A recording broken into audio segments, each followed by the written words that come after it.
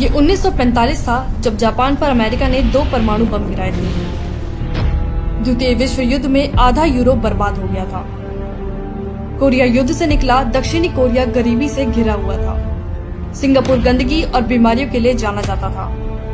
चीन में अकाल जैसी स्थिति थी, तो इजराइल तो बना ही 1948 में था। लेकिन आज ये सारे देश संपन्न और विकसित हैं। जापान जर्मनी उठ खड़े हुए, कोरिया ने डिजिटल क्रांति कर दी, सिंगापुर में दुनिया आज हॉलिडे मनाने जाती है, चीन आज विश्व की फैक्ट्री बन चुका है, इजराइल की ताकत का लोहा आज दुनिया मानती है। इतने सालों में दुनिया कहीं से कहीं पहुंच गई, लेकिन भारत कछुए की रफ्तार से आगे बढ़ा। एक परिवार भारत की क्षमता और संभावनाओं को डसता रहा। नेहरूवादी समाजवाद की वजह से 1950 से 1990 तक भारत की जीडीपी की विकास दर सिर्फ 3.5% रही, जिसको हिंदू विकास दर कहकर सेक्युलरों ने मजाक उड़ाया। ये कांग्रेस की दी हुई गरीबी ही थी, जिसकी वजह से देखते ही देखते देश में 100 से ज्यादा जिले नक्सल प्रभावित हो गए। नॉर्थ ईस्ट में अलगाववाद की आग भड़कने लगी और धारा 370 ने जम्मू और कश्मीर के विकास को रोक कर रख दिया। लेकिन जैसे हर रात के बाद सूर्योदय होता है, ऐसे ही भारत का सूर्योदय 2014 में हुआ।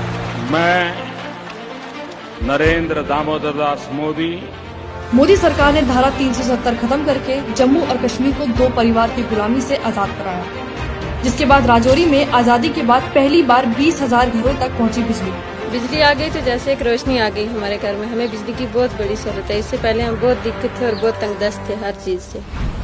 3000 मीटर की ऊंचाई पर विश्व की सबसे लंबी सुरंग अटल सुरंग बनकर तैयार, जिसकी वजह से मनाली से लेह के बीच की दूरी 46 किलोमीटर तक हो जाएगी कम। लद्दाख में बनने जा रहा है पहला केंद्रीय विश्वविद्यालय, जो देश का पहला बौद्ध अध्ययन केंद्र होगा। माननीय प्रधानमंत्री जी ने जब घोषित किया कि लद्दाख को सेंट्रल यूनिवर्सिटी दिया जाएगा, तो ये बहुत खुशी की बात है। लद्दाख में बिजली समस्या खत्म करने के लिए 120 करोड़ रुपए की परियोजना शुरू। विभाजन के वक्त पाकिस्तान से आए 20,000 हिंदुओं को मिली 70 साल बाद नागरिकता। 70 साल से सफाई का काम करने को मजबूर 10,000 सफाई कर्मचारियों को भी मिली देश की नागरिकता।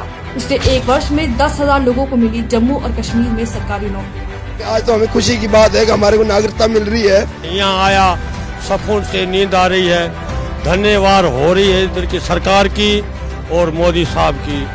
कश्मीरी पंडितों के लिए भी सरकारी नौकरियों में की गई आरक्षण की व्यवस्था। नक्सल क्षेत्र, मोदी सरकार में कम हुआ लाल आतंक का दायरा।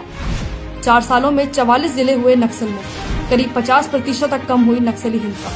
नक्सली प्रभावित क्षेत्रों से आने वाले 1200 युवा भारतीय एयरफोर्स में हुए चयनित। नक्सल प्रभावित क्षेत्रों में मोदी सरकार ने बनाई 5000 किलोमीटर सड़क। नक्सलियों के गढ़ माने जाने वाले बस्तर और अंतागढ़ तक पहली बार पहुंची ट्रेन। छत्तीसगढ़ के धुर नक्सली गांव पामेड़ तक आजादी के 70 साल बाद पहुंची बिजली। और अगर बात करें नॉर्थ ईस्ट की, तो 70 साल तक अनदेखी सहने के बाद आज भारत का नॉर्थ ईस्ट देश की प्रगति से कंधा मिलाकर चल रहा है। नॉर्थ ईस्ट में मोदी सरकार बना रही है 6 नए एयरपोर्ट। मणिपुर में कुतुब मीनार से दुगना ऊंचा पुल बना रही है भारतीय रेलवे। दुनिया में होगा सबसे ऊंचा रेलवे पुल। गुवाहाटी को मिला देश का सबसे लंबा रिवर रोपवे, ब्रह्मपुत्र नदी के 2 किनारों को जोड़ेगा। 2022 में आजादी के बाद पहली बार सिक्किम तक पहुंचेगी भारतीय रेल। अलगाव, नक्सल और आतंक के गढ़ माने जाने वाले क्षेत्रों में ये मोदी सरकार की विकास की सर्जिकल स्ट्राइक है, क्योंकि जो 70 साल में नहीं हुआ वो अब हो रहा है।